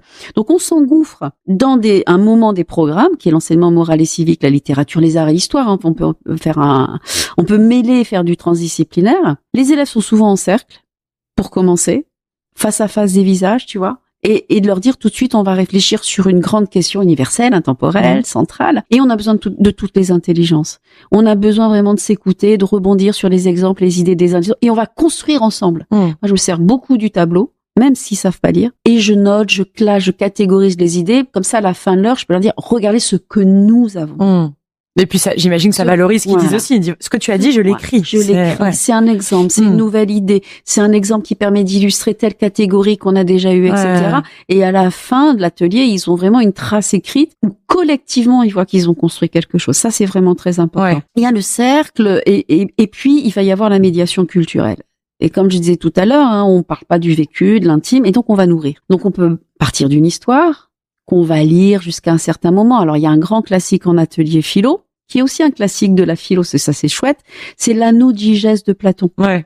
Alors pour ceux qui ne connaissent pas, c'est dans La République, c'est l'histoire d'un berger qui découvre une bague qui a le pouvoir de le rendre invisible. Quand il veut, il suffit de tourner la bague à l'intérieur et extérieur de la main. Inutile de vous dire que c'est une super expérience de pensée. On demande aux enfants, avant de leur lire la fin de l'histoire, je les mets en petits groupes en général, hein. Ils sont en grands groupes, on lit l'histoire jusqu'à ce que le berger Gigès découvre le pouvoir d'invisibilité de la bague, et là je leur dis, pendant 5-10 minutes, vous allez vous mettre en petits groupes avec les copains, les copines, et puis vous allez réfléchir. À votre avis, qu'est-ce qu'il va faire Gigès? Et vous? On imagine, hein. Ça c'est pas le jeu de l'intime, c'est un jeu imaginaire. Demain vous avez la bague pendant une journée. Vous faites quoi? Et là, je les laisse mariner pendant 10 minutes et ils rigolent. Ah, ça doit être génial. C'est génial. Ouais. Ils rigolent. On revient en grand groupe. Et là, alors, c'est quoi vos idées? On vole, on triche, on espionne, on tue, on se venge, on fait des blagues, on va pas à l'école, on boit de l'alcool, tout ce qui est interdit. Et ensuite, une fois qu'on a tous ces exemples de transgression des interdits au tableau, des fois, ils transgressent pour eux, ils transgressent pour les autres. Il y a les Robins des Bois, ils volent, mais pour donner un pot. Alors, ils tuent beaucoup Donald Trump. Non, mais ils tuent quelqu'un qui est dangereux pour la planète. Bon, en France, je peux avoir les hommes politiques. Mais c'est dans l'idée de la justice. Tiens, on vole, on tue pour la justice. Ou on tue, on vole pour soi. Mais une fois qu'on a tous ces exemples de transgression au tableau, ben après, tu leur dis, mais pourquoi tout ça c'est interdit? Vous êtes bien d'accord, hein, tout ça c'est interdit. Pourquoi dans le monde dans lequel on vit, on peut pas faire ça, on peut pas faire ça, on peut pas faire ça. Si vous aviez la possibilité de faire, est-ce que vous le feriez quand même? Est-ce qu'on va aller forcément voler, tricher, espionner, si on est sûr de pas être pris?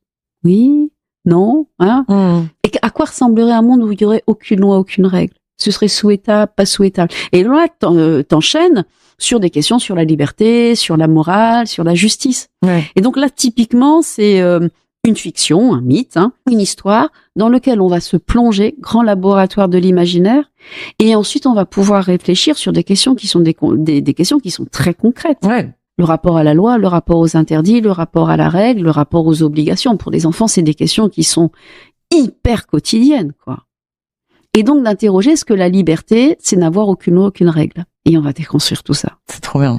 Et dans la littérature de jeunesse contemporaine, il y a des centaines de milliers d'expériences de pensée comme ça, où on va rencontrer des dilemmes moraux.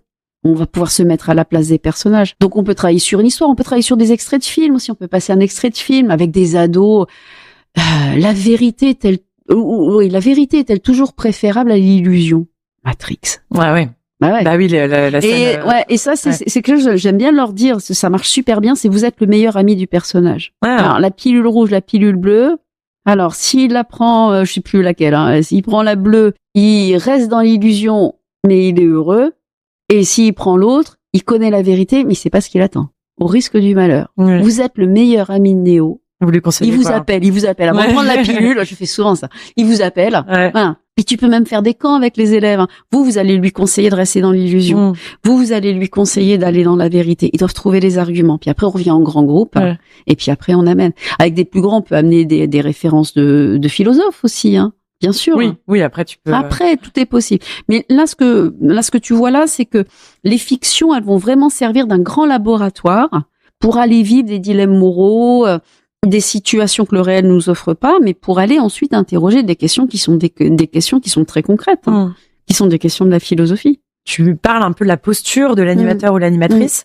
Est-ce qu'il faut nécessairement que cette personne ait une formation solide en philo?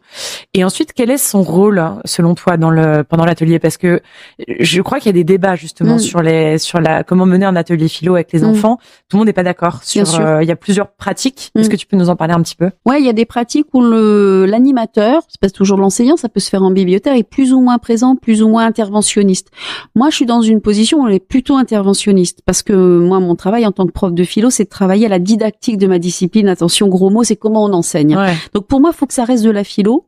Et donc, ce qui compte, ça va être aussi ce qu'on va transmettre d'un point de vue disciplinaire. D'accord. Oui, donc c'est l'apprentissage de la philo avec un P majuscule aussi. Et donc, il y a un traitement philosophique du bonheur. Il y a un traitement philosophique de la liberté. Il y a un traitement philosophique de la justice. C'est-à-dire qu'il y a des distinctions, par exemple, qui sont incontournables. Le légal, le légitime, par exemple. On peut pas traiter la question de la justice si à un moment donné, avec les élèves, on n'aborde pas cette distinction-là. Il y a du vocabulaire qu'on va apporter aux enfants. Il y a des distinctions, il y a des problèmes spécifiques, il y a un vocabulaire spécifique. Et pour moi, l'atelier philo, c'est un moment de transmission de ce traitement spécifique. Et donc, ça nécessite, du point de vue de l'animateur, l'animatrice, qu'il soit enseignant, bibliothécaire, une conscientisation de ce traitement-là. Ouais. Ça veut dire une préparation en amont. Et ça, c'est vraiment ce que je dis en formation, et notamment envers les professeurs des écoles. Ils enseignent les sciences, ils enseignent l'histoire, ils enseignent les arts, ils enseignent l'anglais, sans avoir eux-mêmes fait des études de sciences et d'anglais. Ouais. Voilà. Ben, la philo, c'est pareil. D'accord. C'est ni plus, ni moins. C'est-à-dire que si on décide de faire une séquence, c'est-à-dire on va passer un mois sur la question du bonheur, la première étape pour l'enseignant, c'est d'aller voir comment philosophiquement traite le bonheur. On va aller voir un manuel de philo de terminale, on va lire le chapitre. D'accord. Il y a une super collection qui s'appelle Toute la philo en BD, qui est pour les lycéens pour réviser le bac. Et c'est vraiment tout le programme de terminale. T'as l'État, la justice, le bonheur, l'art et le beau, des petits livres qui sont super bien faits, avec des auteurs, avec des distinctions, avec des problèmes. C'est vraiment pour les lycéens. Je dis aux animateurs. Lisez ça, quoi. Lisez ça. Petite BD, quoi. Lisez ça. Voilà, toute la philo en BD, un manuel de philo de terminale. Soyez au clair sur le traitement philosophique. Et puis ensuite, vous irez trouver l'album jeunesse, l'extrait de film, la chanson, qui permet avec vos élèves, ils ont 5 ans, ils ont 12 ans, ils ont 15 ans, de soulever ce problème, de faire cette distinction et éventuellement de connaître ces auteurs-là. Oui, et puis toi, en plus, il existe aussi des... Bien sûr, alors il y a plein de ressources. Un manuel que j'ai fait où là, justement, on a des séances qui sont toutes faites. Ouais. Donc, la difficulté pour les animateurs d'ateliers philo, s'ils n'ont pas fait des études de philo, c'est pas tellement d'aller trouver des séances qui sont toutes faites. J'ai cité Gigès, par exemple, ou Cyrano. Ils vont les trouver dans les manuels. La difficulté, c'est plus au moment de l'animation de rebondir, de catégoriser, d'écrire au tableau. Et c'est intimidant aussi, j'imagine. Mais pas plus, pas moins qu'une autre discipline. Je pense qu'il faut vraiment reconsidérer ces ateliers philo comme des pratiques ordinaires. Moi, si on me demandait d'aller animer une séance de sciences en CM2, je serais intimidée. Ouais. Je serais intimidée parce qu'aller enseigner ce que c'est que les volcans, je vais avoir un petit peu de boulot, quoi. Quand je m'y remette aussi aux sciences.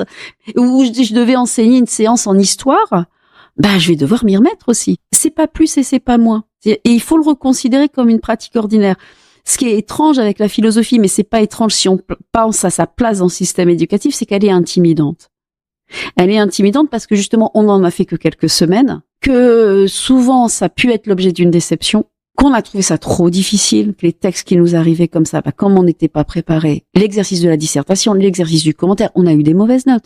Parce qu'il y a un habitus de la notation aussi en philo, les notes sont quand même très basses. Et donc on a une représentation de la discipline qui est élitiste, abstraite, difficile, inaccessible, et il y a beaucoup de gens qui ne se sentent pas légitimes. Ouais. Alors qu'il faut la considérer une discipline comme une autre. Et si on arrive à désacraliser un peu la philosophie, mais tout en gardant l'exigence et la rigueur, alors là, on peut se lancer. Et là, je dis vraiment à tous les enseignants, les enseignantes, vous avez toutes les ressources pour vous lancer. Il y a des manuels, il y a des super podcasts de philosophie pour se remettre à la philo. Il y a quand même plein de ressources qui existent aujourd'hui. Oui, c'est vrai que ça revient depuis quelques années. Ça revient. Ouais. Et puis pour les enfants, il y a des manuels, il y a la littérature de jeunesse, ils vont tout trouver. Tu cites cette phrase, je voulais quand même la dire, de Canguilhem, qui est absolument magnifique. Tu dis, la philosophie n'est pas un temple, mais un chantier. Ouais, exactement. Magnifique. L'idée que justement, c'est pas un temple sacré dans lequel on rentre avec déférence, mais qu'au contraire, c'est un chantier. Un chantier à vie. On met son casque et on y va, quoi. Comment tu expliques que la France, parce qu'il y a des pays, si je me trompe pas, qui sont un petit peu plus avancés. Bon, c'est toujours les pays scandinaves, en gros, qui s'interrogent un peu sur une refonte de l'école. Voilà, pourquoi la France est si réfractaire à tout ça? C'est vraiment, on traîne une histoire comme un peu un boulet, cette histoire notamment de l'enseignement de la philo qui couronne, qui est à la fin, qui est réservé à, qui est élitiste, et on a du mal à sortir de ce paradigme-là, même si ça bouge. Il y a quand même une option, la HLP en première, où certains lycéens peuvent faire de la philo avant la terminale. En lycée professionnel, c'est proposé en option. Je crois qu'il y a 1% des lycéens professionnels qui suivent l'option philo, mais c'est déjà bien. Il y a déjà ça avance. Je pense que les jeunes enseignants aussi ont moins de représentation un peu méprisante envers toutes les pratiques philosophiques, et notamment la philo avec les enfants. D'accord. Je pense que c'est des pratiques qui gagnent peu à peu en reconnaissance, comme la littérature de jeunesse est de moins en moins un genre qui est méprisé. Ça reste toujours un peu de la paralittérature, ça reste toujours un peu de la paraphilosophie, mais il faut pas être complètement défaitiste et pessimiste. Je pense qu'on gagne des batailles de reconnaissance quand même, tranquillement. Et cette chaire UNESCO qui est créée depuis 2016, on en est assez fiers parce que c'est quand même une reconnaissance internationale en disant que c'est un sujet sérieux sur lequel il est important de travailler et que c'est important de le soutenir. On peut, en tant que parent, parce que j'imagine qu'il y a beaucoup de parents qui nous écoutent et qui rêvent que d'une chose, c'est qu'il y ait des ateliers philo dans l'école de leurs enfants. Comment est-ce qu'on peut faire pour essayer de mettre ça en place? Est-ce que c'est possible? À qui il faut s'adresser?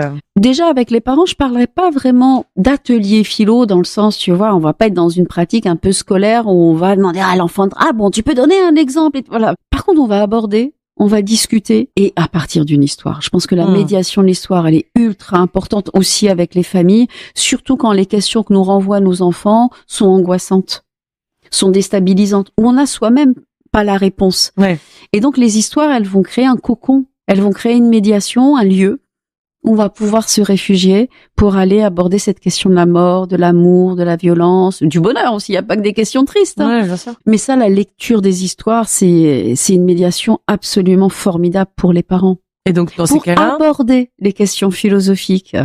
Après, peut-être que si les parents sont profs de philo, on peut aller un peu plus les travailler. On parlait tout à l'heure de l'enseignant, du bibliothécaire qui, dans son institution, va proposer des ateliers philo de façon collective. C'est public, les enfants se connaissent pas forcément. Il va y avoir un travail, tu vois, je parlais du travail. Donc, il faut préparer sa séance. Pour un parent, tu vois, tu vas pas aller préparer ton atelier philo avant. Pourquoi pas? Parce que, justement, je trouve ça difficile quand tu lis des livres de littérature jeunesse avec ton enfant, d'avoir tout d'un coup un regard très analytique, c'est-à-dire, là, je pense que voici les questions que ça soulève. Ça me paraît très compliqué. Mais par contre, tu pourrais très bien te dire, je m'appuie sur, par exemple, un de tes livres, ou les autres livres qui existent de ressources, en me disant, je vais faire lire ce livre à mon enfant, en ayant en tête, ou ce corpus de livres, en ayant en tête derrière qu'on va discuter de ça.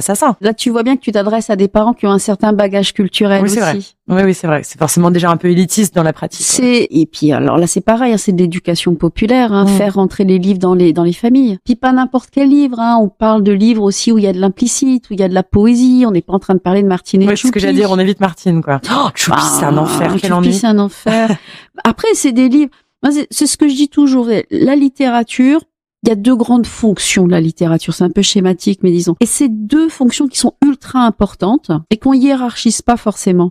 Il y a une fonction, et là, tout le monde va s'y reconnaître, de divertissement. C'est-à-dire qu'on va se plonger dans la fiction pour se vider la tête. On est fatigué, le réel est dur, il y a des soucis, c'est terrible. Et juste, on va rentrer chez soi et on va aller regarder une connerie à la télé, on va ouvrir un livre et on sait que ce livre-là, il va pas nous faire réfléchir. C'est la fonction de Martine et Choupi, c'est con. C'est con, mais ça divertit. Ou alors ça informe sur prendre le train, aller chez le dentiste. On sait que c'est une connerie, mais on va s'y réfugier parce qu'on a besoin, et c'est un vrai besoin, de se divertir et de se vider la tête. Ça, c'est une première fonction et il faut pas la dénigrer, elle est importante.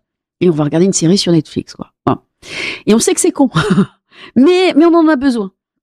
Et puis il y a une autre fonction, qui est une fonction où on va pas aller plonger dans la littérature pour oublier le réel, mais on va plonger dans la littérature au contraire pour mieux l'éclairer et mieux le connaître. Et là, on a du Claude Ponty, on a du Grégoire Solotareff, on a du Kitty Krauser, on a la littérature qui va aborder des grandes questions, parce qu'on meurt pas dans Martine, il y a pas la violence dans Martine, c'est des ouvrages qui sont complètement édulcorés. C'est pas du tout réaliste. Par contre, il y a des ouvrages, il y a des œuvres qui vont nous parler de ces grandes questions humaines universelles et qui va les aborder pas de façon moralisatrice, édifiante, explicite, mais avec plein de poésie, avec plein d'implicite. Et évidemment, c'est ces ouvrages-là dont on a besoin pour comprendre le réel. Et nous, vous voyez bien que adultes, ados, enfants, on a besoin des mêmes choses en termes de fiction. Des fictions qui nous divertissent, des fictions qui, au contraire, vont nous permettre d'éclairer le réel. Et les enfants très jeunes ont besoin des deux. Oui à Martine, mais oui à Claude Ponty. Oui, peut-être tout le temps, effectivement, dans une vertu, tout n'est pas à visée éducative aussi. Il faut aussi avoir des moments... Se divertir. Et alors, comment on fait pour savoir, parce que vraiment, très concrètement, tous ces livres dont tu parles, alors Claude Ponty, enfin, moi, je le connais, mais je connaissais pas les autres dont tu as parlé. Est-ce qu'il y a un site, livre propice à de la philo.com? Comment est-ce qu'on fait? Alors, mon manuel que tu as cité tout à l'heure, il y a plein de références. C'est un manuel pour les enseignants, mais je sais qu'il y a plein de parents et voire de grands-parents qui l'achètent parce que tu as des bibliographies thématiques sur grandir, sur la mort, sur l'amour, sur les autres, sur la liberté. Donc il y a une bibliographie. Puis après, si vous allez sur les sites des maisons d'édition, souvent il y a des recherches thématiques. L'École des loisirs, Le Seuil, Thierry Magnier, des grandes maisons d'édition très qualitatives. Vous avez des recherches thématiques. Donc si jamais avec vos enfants vous voulez aborder la question de la différence, la question de la mort, la question du bonheur, sur les sites des maisons d'édition, vous avez des bibliographies qui sont proposées. Les librairies, les bibliothécaires aussi, sont évidemment des lieux de ressources. Et donc là, parce qu'effectivement, il y a un atelier philo de parents à enfants, c'est particulier parce que ton enfant a un rapport particulier. Ouais. Donc c'est vrai que le cadre éducatif, le cadre scolaire, en fait, est formidable pour ça. S'il y en a pas dans notre école, j'imagine que c'est pas forcément simple de mettre ça en place. Tu dis qu'on peut en trouver dans des bibliothèques, enfin même. Mais oui, ça se fait quand même de plus en plus. Il y a beaucoup de bibliothécaires qui proposent des goûters philo. Les musées, la Cité des Sciences de la Villette, je suis dans le comité scientifique. Il y a plein de lieux où ça existe.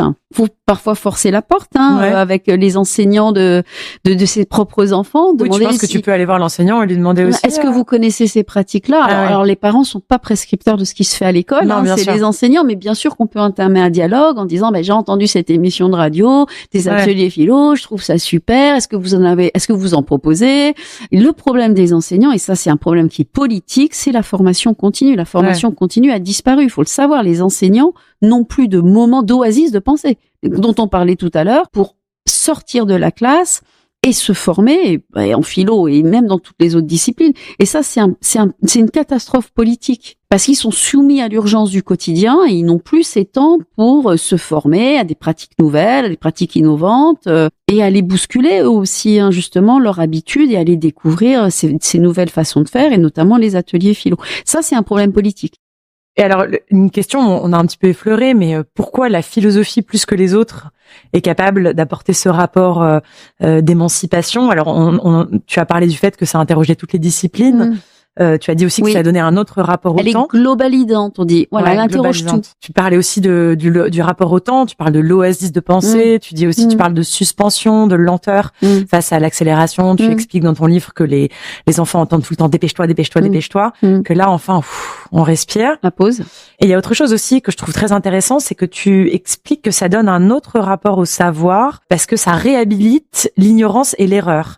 Des choses qui n'ont pas leur place à l'école et qui sont très fortement réprimées et punies. Voilà. Est-ce que tu veux nous développer ça un peu, ce rapport à l'ignorance et à l'erreur? C'est ce que j'appelais tout à l'heure la vulnérabilité. Ouais. Quand on arrive dans un atelier philo, dans un café philo, on arrive avec nos préjugés, nos idées toutes faites, nos opinions, on les met sur la table et on va les travailler. Et c'est normal de se tromper quand on n'a pas pris le temps de réfléchir. Et c'est normal de changer d'avis. C'est normal de reconnaître qu'on s'est trompé. Ça, c'est quand même une sacrée qualité quand même. C'est précieux d'apprendre ça. Ouais, en démocratie, en politique. D'ailleurs, c'est pour ça que quand on appelle des débats politiques, c'est jamais des vrais débats. C'est horrible. Parce qu'il y a aucun homme politique qui sort du débat en disant « tu m'as convaincu ». Mais il y a pas de volonté de co-construire. De toute façon, c'est du catch. Moi, je sais que c'est du catch. C'est des sophistes. Ouais, quoi. c'est ça. Il n'y a aucune possibilité d'être convaincu par les arguments de l'autre. Aucune. C'est pas le but. Tu te rends pas compte, ce serait génial, un jour de la présidentielle, comme ça, et puis tout d'un coup, t'en as un qui dit, oh, en fait, t'as raison. Non, mais t'as raison. En fait, t'as raison. Non, mais attendez, le capitalisme, en fait, c'est pas ouf. Mais en fait, non, mais en fait, je vote pour toi. Ça n'arrivera. Le jour où ça arrive, alors là. Ouais. Bah, ce sera peut-être dans un de tes ateliers. Tu faudrait que tu fasses des ateliers philo avec mais moi, j'adore, je les vois. Mais tu sais, il y a beaucoup de paraverbal aussi dans les ateliers philo avec les enfants. Donc, on est en podcast, ça se voit pas, mais les enfants qui hochent de la tête, qui haussent des épaules, qui froncent des sourcils. J'adore. Il y a un truc qui se joue, quoi. Ça fait un peu le billard dans leur tête, là. Ouais, c'est incroyable. Et ça, c'est un moment philosophique, ce moment un peu de, c'est vrai que ça déstabilise la philo. Mais vous voyez, on va le faire avec des supports, avec la littérature. On s'imagine invisible comme Gige, c'est rigolo. C'est Montaigne qui disait que la philosophie devait être folâtre. C'est difficile, c'est compliqué, c'est complexe, mais c'est folâtre. Et franchement, pour moi, c'est vraiment un objectif presque pédagogique. Et il faudrait que l'école soit comme ça. Faudrait que l'école soit un moment où on dit c'est difficile, on apprend, faut des efforts, mais qu'est-ce que c'est joyeux, quoi. Mais c'est ce que tu rappelles aussi, en rappelant que le savoir a la même provenance étymologique que la saveur. Saveur des savoirs, ouais. Ouais, saveur des savoirs. Et c'est vrai que, mais quand tu poses la question à des gens, je me souviens d'un ami à qui j'ai posé la question, je dis, mais t'as déjà pensé, tu trouves pas ça incroyable que l'école soit un endroit où on est si malheureux? Pourquoi l'école nous rendrait pas heureux aussi, quoi? Pas toujours, quand même. Pas uniquement tout le temps heureux. Mais il y a quand même beaucoup de malheur à l'école, hein. Ouais, mais c'est encore une fois, c'est des questions politiques. C'est qu'est-ce qu'on fait de ces lieux où sont nos enfants? Ouais. Même en termes d'architecture, d'accueil, d'hospitalité, quoi. Est-ce qu'on a vraiment envie de passer 6 heures dans ces murs-là? Comment on est accueilli par la beauté des lieux? Ça devrait être un objectif, que les écoles soient belles, accueillantes, chaleureuses, colorées, le mobilier scolaire. Enfin, bien sûr, il y a plein de chercheurs, d'architectes, d'urbanistes qui travaillent sur ces questions. Mais malheureusement, et là, c'est des questions aussi, c'est qu'est-ce qu'on fait du savoir des chercheurs? Qu'est-ce qu'on fait? Par exemple, les classes de niveau, on en parlait tout à l'heure. Toutes les recherches montrent que ça marche pas. C'est horrible. Ouais. On s'en fout, en fait. Quand des urbanistes travaillent aussi sur les lieux scolaires, comment devrait être l'espace de la classe, le mobilier scolaire, ça n'a aucune application. Ouais. Quand moi, qui suis chercheur, dis mais la philo avec les enfants, ça devrait être un paradigme.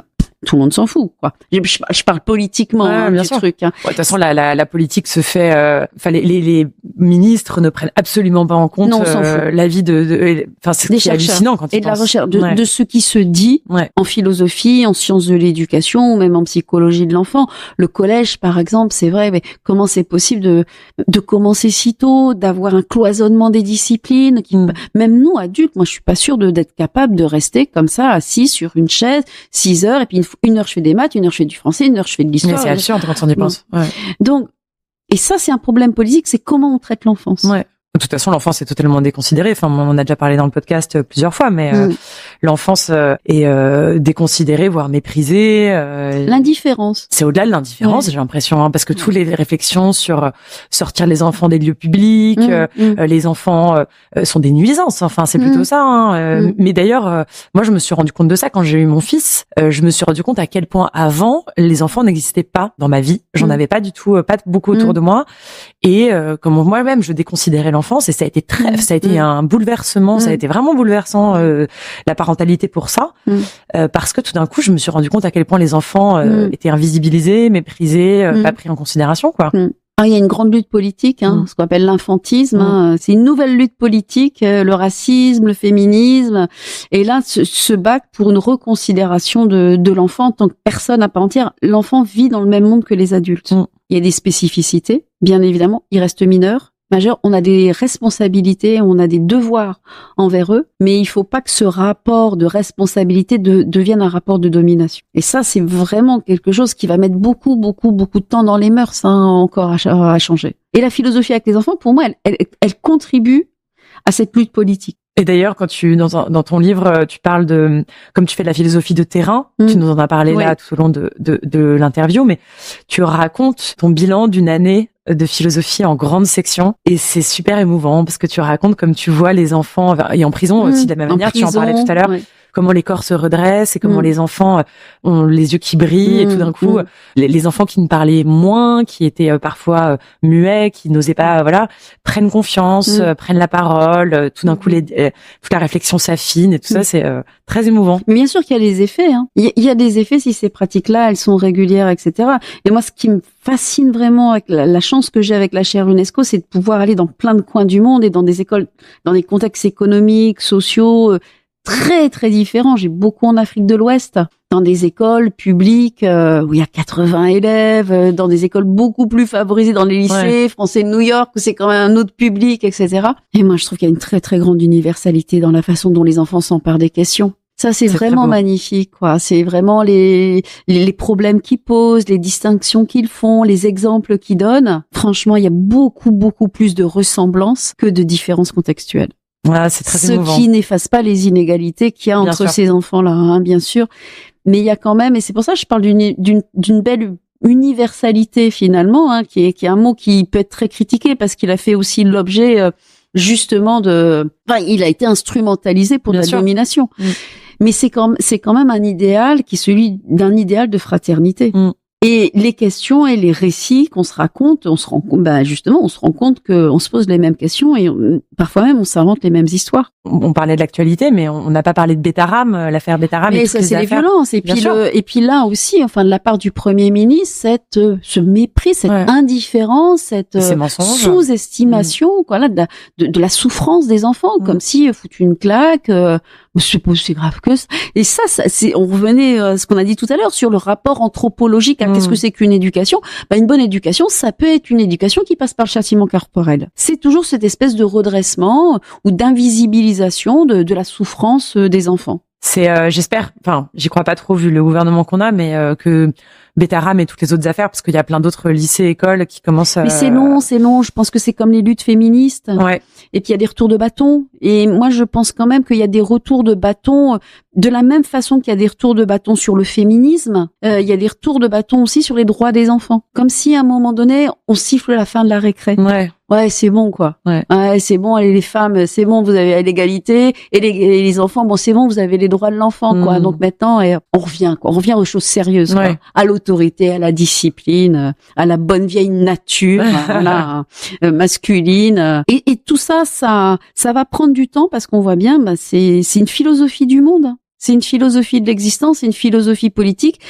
Et il va nous falloir aussi des leviers politiques pour faire passer ce message-là et que les gens non seulement l'entendent, et merci encore de m'avoir invité, parce que ça permet de faire entendre ce message-là, mais qu'il soit diffusé, approprié, et puis avoir un jour, bien évidemment, des effets qui soient politique et concret et qu'on ait de la philo pour les enfants dans les programmes. Ce serait tellement bien. Mais ouais, on va y arriver, on y croit. Mais en tout cas, merci Edwige pour toutes ces réflexions, pour cette oasis de pensée. C'est vraiment une très belle expression. Et voilà, j'espère que vous toutes et tous, vous avez envie de faire la philo avec les enfants, avec vos enfants, que ça vous a inspiré pour ce beau modèle de société que tu nous proposes. Merci à toi. Vous venez d'écouter un entretien du Fil d'Actu. J'espère que l'épisode vous a plu et avant de se quitter, je voulais vous dire un petit mot important. Ce podcast est totalement gratuit, indépendant et sans publicité. Et il ne survit que grâce à vos dons. Alors, si vous voulez soutenir mon travail, vous pouvez faire un don ponctuel ou récurrent en cliquant sur la page indiquée en description. Merci d'avance pour votre soutien et on se retrouve mercredi pour un nouvel épisode du Fil d'Actu. En attendant, n'hésitez pas à me suivre sur Instagram, sur mon compte Alice de Rochechouart. À bientôt!